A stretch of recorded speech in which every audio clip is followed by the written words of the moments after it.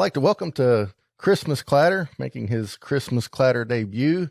You guys will all know him as the one that loves Hallmark Christmas movies, Brandon Gray of Deck The Hallmark and Bramble Jam Podcasts is here to talk everything Deck The Hallmark, and their upcoming book that everybody's excited to get their hands on. Bran, thanks so much for joining me. Thank you for having me, man. I'm very excited. Anytime I get to talk about Christmas, it's a good day. So I'm happy to be here. Yeah, I agree. We were just talking a few minutes ago. I was kind of jealous of you guys there in Greenville with your radio station playing Christmas music over Labor Day. There must be some Christmas in the water. Yeah, I don't know. I'm all about it. They did it last year, and I just assumed that it was like a 2020 sucks, let's do something different type of thing. So right. I don't know if it's going to be a yearly tradition. They usually switch like November 1st. So right. I'm all about it. But that's a lot better than most radio stations. Yeah. I mean, they slowly moved it back. I remember when I first moved here 8 years ago, it was, closer to Thanksgiving, and it's slowly moved its way closer to Halloween, which I'm for. Personally, if it was up to me, I would start an all-year Christmas station, and like the fact that doesn't exist yet boggles my mind. So yeah, that is true. I figured maybe it was just your influence on the city in general. Yeah, I think that's what. Yeah. Give me all the all the praise for that. It's all me. You have become Greenville's favorite son. I broke in and just made the switch myself. That's great. For those that don't know. And maybe for those that hadn't heard the story, Deck The Hallmark's been around, be 3 years next month, if my research is correct. And it's you and two of your best friends, Panda and Dan, and you guys got together and decided to cover 34 premieres of Hallmark in 2018, which is a daunting task in and of itself. What led you guys to do such a thing? Yes, all of your research is relatively close. We technically started in July of 2018, just to get our feet wet. So we did a little Christmas in July thing, and then reviewed. We asked for the top 5 best Hallmark Christmas movies that we should cover, just to put out content, figure out how we wanted the flow to go with the 4 segments and stuff like that. And we went from there. But it started out of my love for Christmas. Really, Hallmark Christmas movies was just a way for me to have Christmas stuff on all the time, just because I love Christmas. And I've always loved Christmas. Every year, me and a buddy of mine record a Christmas album that we give out as a Christmas card to our friends and family, just because we love Christmas music. And so it's not a bit for me. It's a real thing.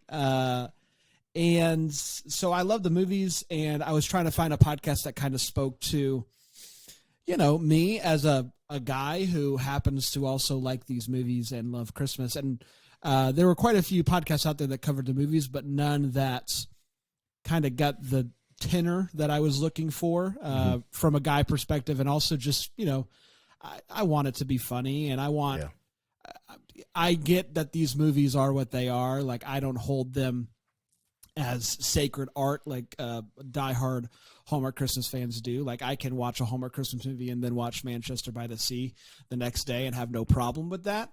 But I love them, but I also want to have fun. And so we always say the podcast is a comedy podcast that happens to cover Hallmark movies. Me and these two guys, we taught together for a few years, and we just had a really good rapport, and we were always going into each other's classrooms and doing bits and stuff like that. And so I knew Dan would be great on the podcast because he's a huge film snob, and I just thought it would be funny. And then Panda's just a great, palate cleanser, I think, for me and Dan, because we're on two opposite sides. So it's nice to have that guy that kind of is the voice of reason. So, we started in July, and slowly grew a little bit of a fan group. Like most podcasters, I found, Facebook groups and just started slowly spamming them with the podcast and stuff like that. And then we got really lucky.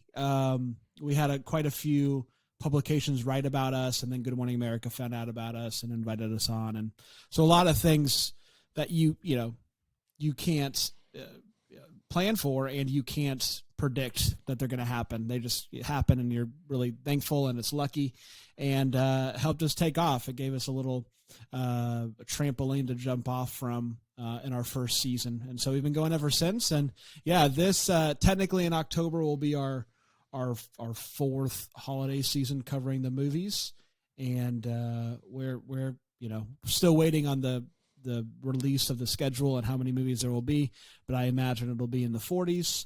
Yeah. And so we'll see. It's a wild world out here. Yeah. It's a daunting task. 34 seems like such a small number, in 2018. Well, it's funny that year. I think it ended up being 36. They added a couple halfway through the holiday season. And when, at the time it was our first year, we were like, what are they doing to us? And now it's just whatever. It's 40, 44, 50, whatever. It is what it is at this point. Yeah.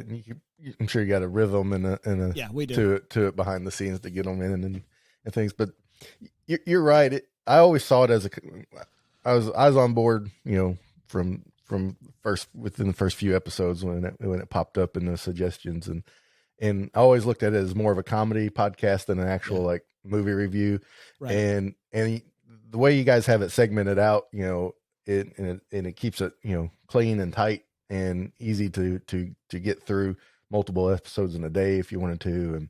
And it was like a rocket ship. It was like, the three of you guys have such a great chemistry together, and it's so funny. And then the spike in the Hallmark, genre in itself is just kind of like a perfect blend of things. And it was really neat to see, see it all take off and really, really inspiring. It's part of the reason I'm, coming up on 2.5 years of Christmas Clatter now. So, oh, cool. Thanks, man. Yeah. That's awesome. But I was, like I said, it was so much fun. And I'm going to tell you the truth. And this isn't just because you're here with me, but one of my favorite things is your recaps of the movies. Oh, thanks. I mean, sometimes I just crack up through the recaps because it's like the pacing, the little speed read of it, the music behind it. It just all hits me.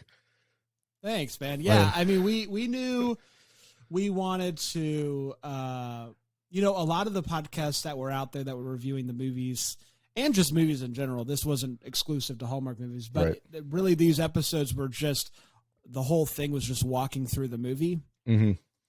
And I don't know, it just always if I have seen the movie, I don't really want to sit through 40 minutes of somebody explaining the movie. Right. And if I hadn't seen the movie, I kind of want to hear about it quicker. So we wanted to do this quick, 3-minute synopsis that if you had seen the movie, you could still enjoy because it's, funny and quick.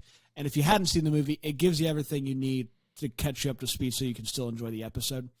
So we have a ton of listeners that don't even watch the movies, that just listen because they can, because of the synopsis. So I felt like we would lose a lot of listeners if we just explain the movie during the whole podcast. That's the whole thing. And so I think that plays to our advantage, and it's a lot of fun to write those. But yeah, you're right. Part of the rhythm that we've had to figure out is how to, my first time doing the podcast, I wasn't writing a synopsis. I was just taking notes, and then I had to go back and write the synopsis. But now I write the synopsis in real time, and it makes everything a lot easier. So yeah, it really does, because there's been times I hadn't seen the movie, and so it's helped me get through rest of the podcast episode, or times that I have seen the movie, so then I laugh at the jokes within the synopsis. Sure. And then then the times that I've heard the synopsis, then saw the movie, then I know what I'm looking for, to get some more of the jokes that are in there, and jokes that were along the way. So it was like I said, it just cracks me up. There's been times I've had been short on time, so I'm like, I'm just going to listen to the synopsis, and I got to get at least through those first few minutes there. So, and the other thing I thought was really, really great that you guys did right off the bat, is you had a charity element to the podcast episodes, and different charities that were near and dear to you guys' heart, which is really, really great, and something a lot of podcasts don't do very often, which I always thought that was a super cool idea, and you guys just did it right. Seemed like right off the bat, and involve those charities. Yeah, I mean, it kind of came out of necessity on one hand, but also the other hand is we see the holiday season as truly the season to give back, and so it made sense. But once we got off of Good Morning America in November of 2018, we just weren't prepared for it. We were making our website in the airport ahead of time, because I think we got to have a website, right? And so then after that, listeners, we had such a boom in listenership, and we had all these people that were reaching out and being like, hey, we want to advertise. And we just didn't know what to do with it. And so we were like, you know what? Let's just get through the holiday season. And instead of taking on advertisers this year, let's just focus on charities that we think are doing solid stuff. And so we knew of a couple in the area, people that were local, that were doing some national or global stuff that we thought was really cool. And so we still partner with communities and schools to this day, each holiday season. As former educators, we think it's super important to make graduating high school as easy as possible, especially for kids that maybe need a little extra help crossing the finish line. And so it was a no-brainer for us to kind of go that route during the holiday season. And, now we do have advertisers, and it is what it is. That's part of how we pay the bills and, feed our children. But ultimately, we always want to have a huge, charitable, that's not a thing, charity push during the holiday season, just because, that's what the holiday season's about. Yeah, absolutely. So you were on Good Morning America in 2018, the same year you launched. Yeah.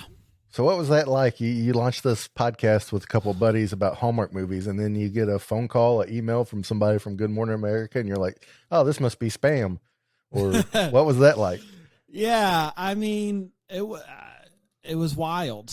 It was November, early November, and they mentioned us that day, during the pop news segment. They were like, there's this podcast with three guys.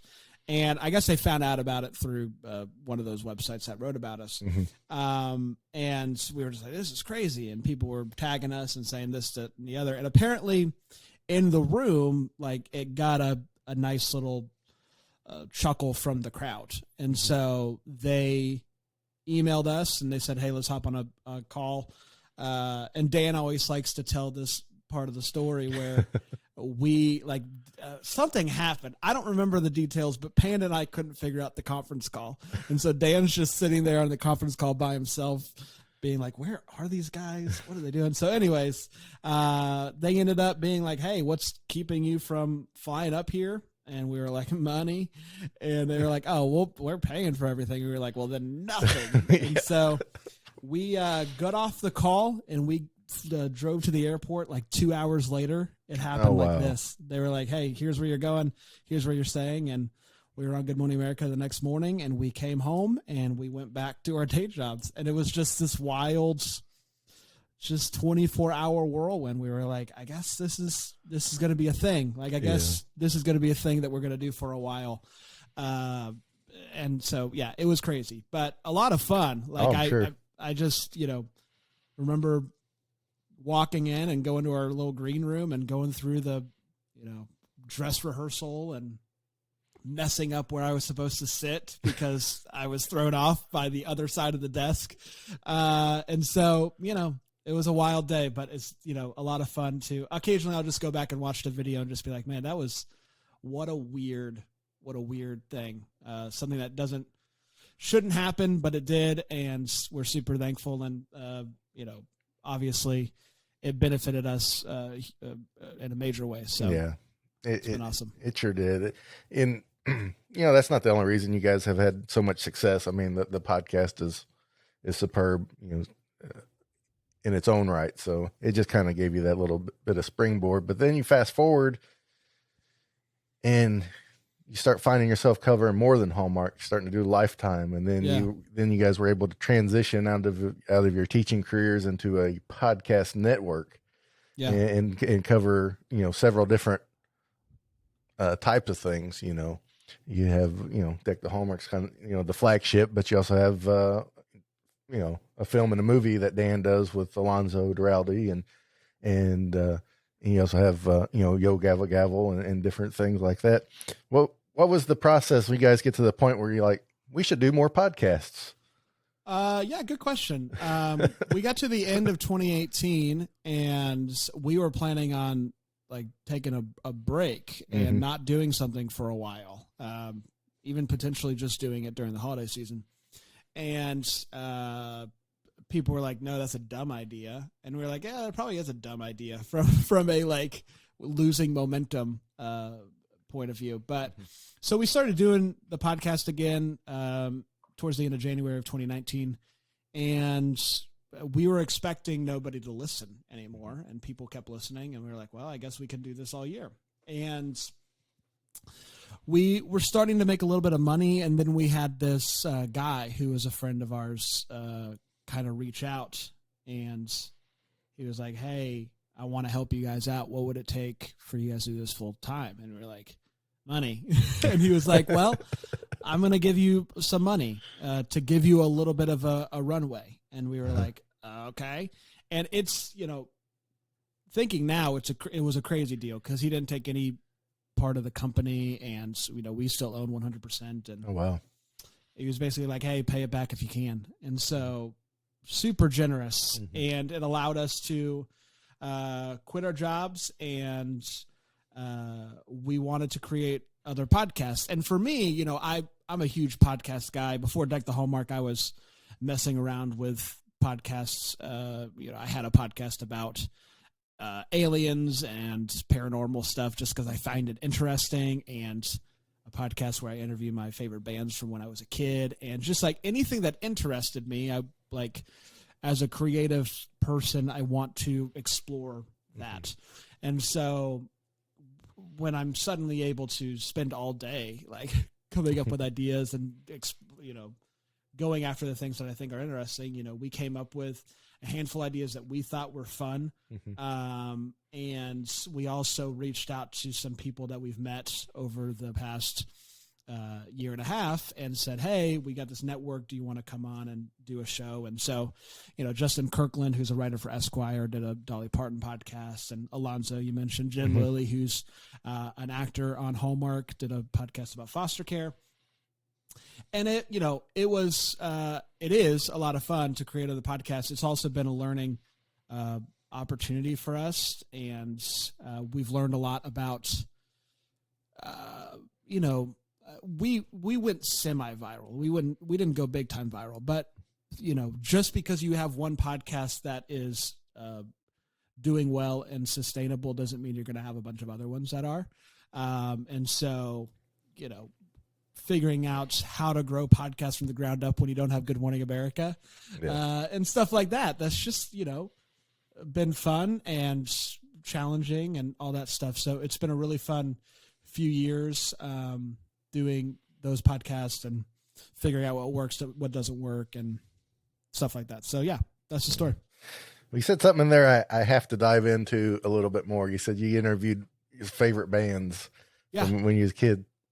So what were the bands? Well, I grew up in a pretty conservative Christian house. And so it was, we would always get like the alternative version of, the popular bands. So like I was really into bands like Reliant K and Switchfoot and 5 Iron Frenzy and bands like that most people don't care about. But if you grew up in this circle, you're like, man, that's awesome. So like, getting to interview bands that heavily influenced me as a kid and as a musician was awesome. And so luckily, a lot of these bands don't have anything else to do anymore. And so they were like, yeah, let's talk about it. And so just walking through their discography and hearing,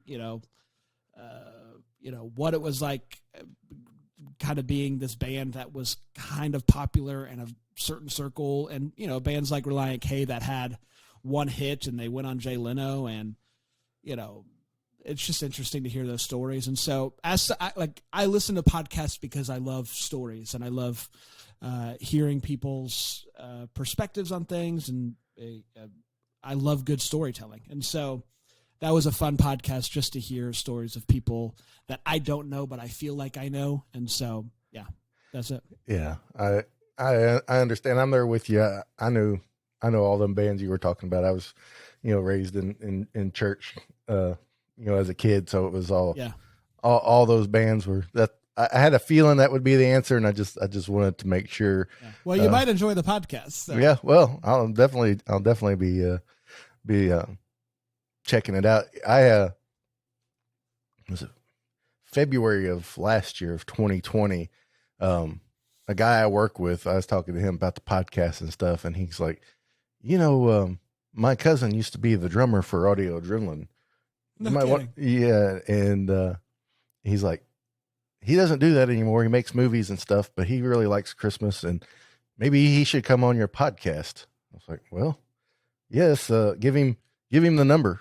Here's my cell phone number. Tell him to text me, and I can't think of his last name now for nothing. I was trying to look it up. Ben was his first name, and his last name slips my mind. And he was the drummer coming on off the Bloom album, and through the early 2000s, and so I talked with him for a while, and I just was like, he was the drummer for when they released their only Christmas song, Little Drummer Boy, which is on an album with other bands and things. So he told me that story, and it was just super cool. He's like, you don't really run into people that know who you are or anything you've done before, Yeah. So, that's funny. Well, I know the drummer that I think came after him, or a couple drummers later, was also a drummer for a band called Bleach that I loved growing up. And so, those bands, they all just kind of like cross over. I feel like, it's the lead singer of the Newsboys Now was in DC Talk, and it's just like, they're all just doing the same thing at this point, like just trying to survive. So good for them. Absolutely. It's funny you mentioned Bleach, because here a few months ago, I had this song lyric running through my head. I'm like, what song is that? Which is, there's a guy I listen to, he calls it musical Tourette's, where you just kind of, this song just kind of hits you, some lyric out of random. There's lots of times I'll get up and I'll have a song I'll be singing, and it's I hadn't heard this song in years, but I had this song lyric in my head, and I knew it was from a Christian band. And I was like, so I go to this Facebook group I'm a member of. I'm like, I got this lyric in my head. I don't know anything, but here it is. Someone's got to know. And the answer was Bleach. And I was like, that's it. So it's like, I love it. So I had to go to Spotify and pull up the song and listen to it. And like, yeah. Listen, man, there's like Bleach's We Are Tomorrow album is it's a phenomenal album. Like I still listen back to it. I'm like, that's just a genuinely good album regardless. Yeah. So some of the stuff still holds up. Some of it not so much, but Bleach, I think is still a great band. Yeah. So I'll go back and listen to them occasionally and be like, this is just good stuff. I don't think it's a nostalgia that's tricking me. I think it genuinely is good. Yeah. I've noticed that too. Because when I went on that rabbit hole for Bleach, some other stuff popped up and it kind of refreshed my memory. And there was a band, Soul Food 76, and they had an album, and I listened through it and I was like, this is really good. This is like good, like legit good, even though they probably only had 2 albums in their whole career as a band. But it's like, this first album is like legit good, and it's still, but there's some times I go back and like, I liked this stuff. Really? Did I? Yeah. I know the feeling. But I just had to chase that rabbit trail with you there for a minute. Love it. We mentioned Alonzo earlier. He seemed to become like an unofficial 4th member of the podcast with you guys, and a good friend. How did you guys get connected with Alonzo originally? On Twitter, he liked something we did, and Dan, being a huge film snob, was like, dude, Alonzo's like the real deal. And I'm like, all right, whatever. So we, I think we DM'd him on Twitter and was like, hey, we want to have you on the podcast during the holiday season. And he was like, absolutely. And just kind of stayed in touch since then, and slowly got to know him more. And we went out to LA in the summer of 2019 and did like a Christmas in July show out there and got to meet him and Dave and just hang out. And yeah, he truly has become like an unofficial official member. He basically wrote the book for us. The book's really his brainchild.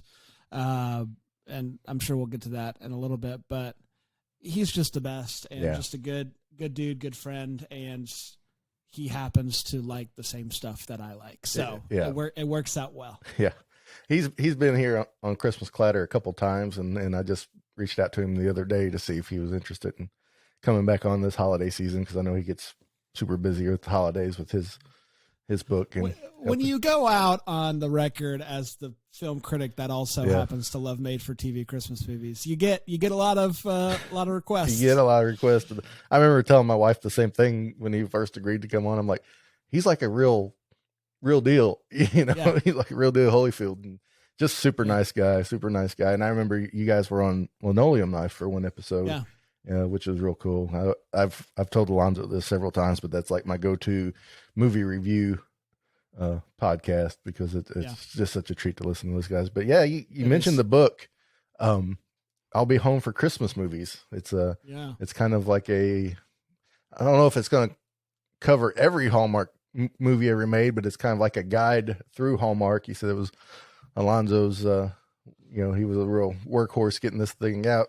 So take us through that process. Alonzo comes up and says, I have a book idea. And you guys are like, Alonzo, you're smarter than everybody in the room. We'll just follow you.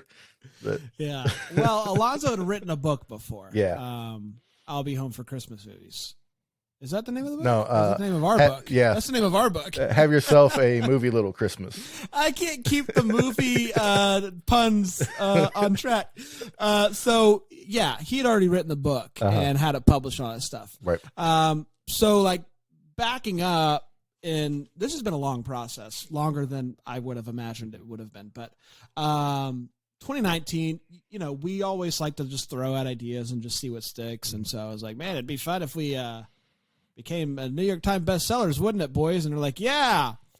And then it so happened that Alonzo reached out to us relatively soon after that. I was like, hey, do you guys want to write a book? And we were like, we do want to write a book.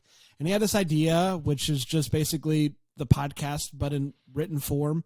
And it's not every movie. It's 116 of them. So it's all of 2018, all of 2019, all of the ones that we had done prior to that, and then a handful from 2020 just because of publishing cutoffs, essentially. Right. And so it's 116, and then there's, the story of how the podcast was created and fun recipes, bingo card. You actually get to hear from our wives, which is fun. So it's a really fun book. And, Alonzo put together, basically went back and had a robot transcribe each episode, and then you have to go back and actually make sense of what the robot is thinking that three guys are saying. It's a mess, but he did it. And then you get a short synopsis, shorter than my synopsis, and then a couple of different segments. So sometimes there's the wait what, sometimes there's all the feels, but some of it is in there for each of those movies. And Alonzo had because he had already published a book, he already had a book guy, what is it, manager, whatever, Eric, who's great. And we put together a pitch and sent it to a couple of publishing agencies that we thought would be good fits based off of what they've put out before. Running Press liked it and made us an offer, and we said yeah, and that was in, I want to say, fall of 2019, maybe.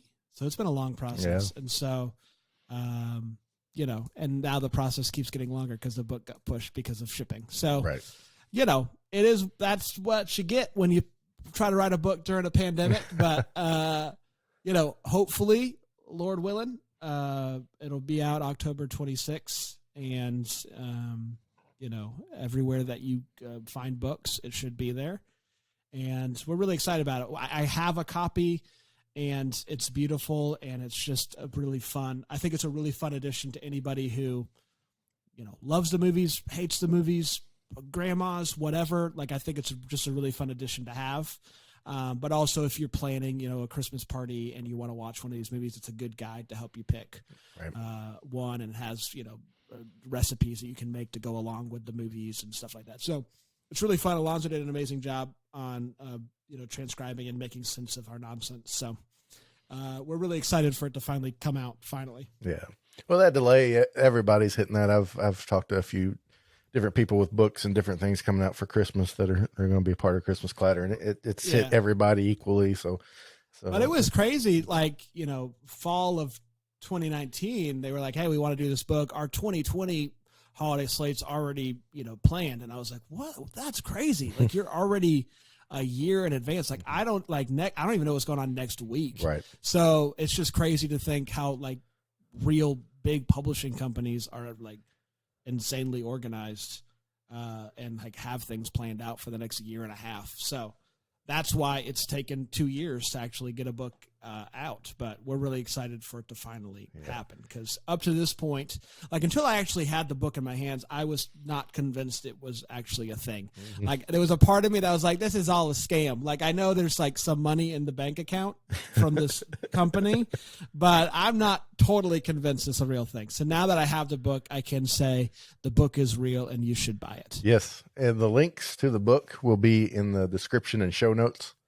YouTube or the podcast, so you'll just be a tap away. So I encourage each and every one of you to go get it. And there's an autographed version with Premier Collectibles, and I'm currently signing 2,000 of these little cards that will go in the books. So please buy one of those so that I wasn't signing stuff for no reason. That'd be really great. Yep. I'll have a link to that as well I'll have a link to Alonzo's book.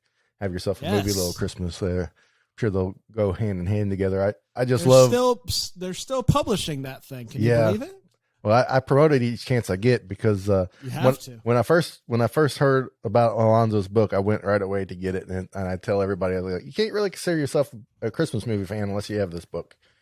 Yeah, and I've hinted at him a few times that he needs to have an updated version of the book. Well, hopefully, if everybody buys this book, then we'll be able to get a version 2 of that book. Yeah, that'll be nice. Well, so the links will be in the show notes. And I also wanted to tell everybody, if you're listening on the YouTube channel, and if you're listening on the podcast, then go over to the YouTube channel, youtube.com/Christmas Clatter. Find this video. And if you leave a comment in this video, you will be entered in your chance to win a copy of I'll Be Home for Christmas Movies.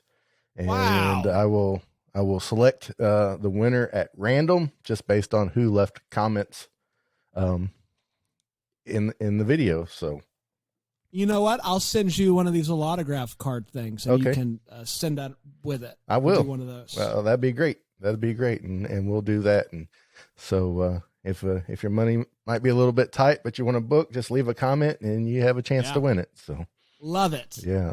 So, but I am looking forward to this book coming out and getting through it, and probably get my own content out of it. Maybe a book review. Nobody really cares what I think about books, but we'll see what happens. I love it, man. It might surprise you, but I'm not much of a book reader. But I'll get through. Either. These kind of books I love and get through. But it's when you got to hold a whole idea through the whole book that it kind of gets me. Take it or leave it. Yeah, it's like I can read a few movies and then move on to the next thing, and it's pretty great. But well, let me ask you. You talked about how I always ask all my guests this: how your love of Christmas is legit. Where do you think that comes from? Is it your parents, or is it something else? Or gosh, man, I wish I knew. Because nobody in my family cares nearly as much as I do. We all like Christmas just fine, because we're humans. Mm-hmm. But I don't know. It's always been another level. I remember we were talking, I think, before recording about the radio station and how it's just different. And I think part of, my love of listening to Christmas on the radio comes from when I was a kid, and I would like email. I would email the Christmas station, this channel that would play Christmas music close by, and be like, hey, when are you switching? And they would tell me, and then I would stay up, if it was going to happen at midnight or 3 a.m. or whatever.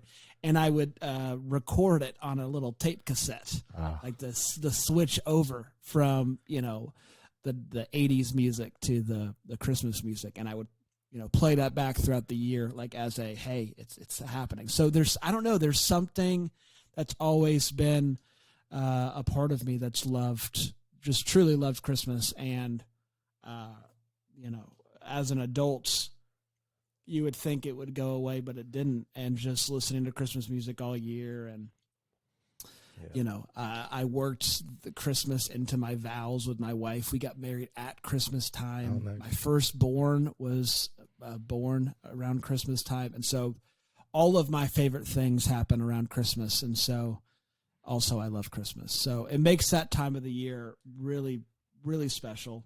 And I wish I had one moment that I could be like, this is what did it, but I don't. It's just something, that's always been a part of who I am. And while most people kind of grow out of it and be like, I'll listen to Christmas music when it's on, but I don't actively seek it out, or, I'm not going to watch a Christmas movie in June. Well, I am. So I don't know. It's just a part of who I am. And I truly do love it. And it's just the best.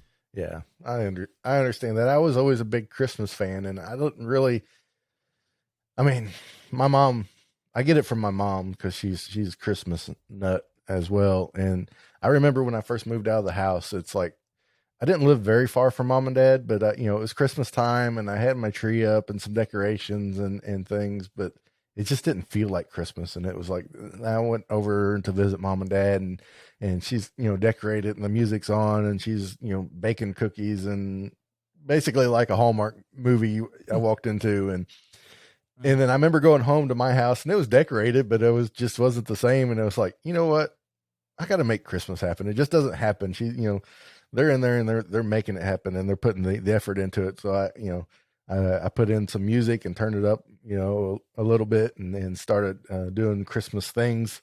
And I kind of doubled down on my love for Christmas. And then when I started having kids, it's like I doubled down on top of my double down on that, right. So quadrupled down at this point. You can't at this point, you can't stop. You can't get out. No. And I've always, even when I was a kid, I was always known kind of as the, through high school and stuff as the Mr. Christmas motif and things. I would put Christmas lights on my locker using one of them big rectangle 12-volt battery kind of things, and nice and stuff. So, but I love it. Yeah, but it's I guess everybody's got to love something, so it just happened to be Christmas. So. That's right. Yeah, everybody loves something. Yeah. So everybody who gives us a hard time, right. Like, oh, why don't you wait till Thanksgiving? Like, get off it. Yeah. You have a thing too. Yeah. So whatever. I don't skip Thanksgiving. No, I don't. Nope. That's exactly right. Thanksgiving is a part of the season that I love. It's just that there's not a lot of Thanksgiving songs. No. But Ben Rector put one out last year, and that's great. Yeah. So, like, if there was a lot of Thanksgiving songs, I would work that in, but there's not. So give me a break. Yep. I work at Old Lang Syne. That's not a Christmas song. It's a New Year's Eve song. Right. So back off, everybody. Yeah. Yeah. So, back off. Yep. That's the Christmas spirit right there. Back off. I clearly have a lot of wounds from being around Dan all the time. I completely understand and sympathize with you. I'm the same way, but so what if I'm walking around in my Emmett Otter shirt in the middle of July? So what? You don't have to wear it. So what? You don't have to. I can. Yep. So, but man, Bran, I really appreciate you hopping on here with me. Yeah, man. And really looking forward to this book coming out. Let everybody know where they can find you on the social medias. Yeah, you can find us on the social media at Hallmark Podcast because we got that. And we're very proud of that social media handle, Hallmark Podcast. Hallmark Channel, call us. You can buy it from us. But yeah, you can find us there, deckthehallmark.com to find all the places that you can listen. And the book, I'll Be Home for Christmas Movies, comes out October 26th. You can pre-order it. And we hope that you love it. And will join us this holiday season as we cover the 40-plus movies that I'm sure Hallmark will be putting out. So we're very excited. And thank you, man, for doing what you do. I love the growing number of Christmas podcasts out there. It helps me feel like I'm not alone in the universe. Yeah. So thank you for doing what you're doing, and all the other ones that are out there that are crushing it all year round. Yeah. It's great. Well, happy to play a small role in it. It's a lot of fun and a lot of great Christmas podcasts out there. More than people realize there are. And, there are, absolutely. And links to Deck the Hallmark and to Bramble Jam will be in the show notes and description. Links for I'll Be Home for Christmas movies will be in the description, along with Alonzo's book. So you guys will just be a tap away. And remember, leave a comment on the YouTube channel for your chance to win your free copy of I'll Be Home for Christmas movies. And remember, here on Christmas Clatter, keep Christmas hope alive every day.